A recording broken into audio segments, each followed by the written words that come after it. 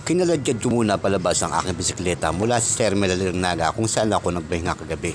At ito na ang ikalimang araw ng aking Manila to Mindanao Bike Tour Adventure. Mula sa Naga, pumadyak ako ng 10 kilometro hanggang sa marating ko ang bayan ng Pili. At nang marating ko na ang bayan ng Pili, nag-umpisa ng dumilim ang langit na mukhang uulan na naman. At may madaan ako ng titinding banana queue sa gilid ng kalsada. Bumili muna ako. Balay niya na ang naging agahan ko ng mga oras na yan. Pagkatapos ko kumain ng banana queue, pumadyak na naman ako para maghanap ng CR. Natatainin naman kasi ako.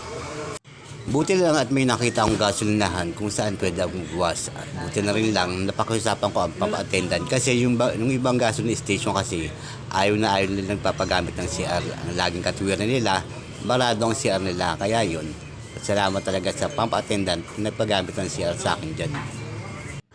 Paglabas ko ng CR ay pumadyak na naman ako hanggang sa marating ko na ang bayan ng Bula. At ang kasunod na bayan, ang bayan ng Baaw. Pero madilim na talaga ng mga oras na yan. Pabagsak na talagang ulam. At nang may nakita akong pwedeng sulungan ay sumilong muna ako. Umuulan na ng mga oras na yan kaya nagpahinga muna ako. Kaya lang yung pahinga ko nasobrahan. Hindi ko nabalayan. Nakatulog na pala ako ng mga oras na yon. Tulog ako mula alas 11 ng umaga hanggang alas 4 kasi hindi rin ako nakatulog kagabi sa may terminal gawa ng ang dami ng tao at ang ingay. Kahit paano nakabawi ako ng lakas.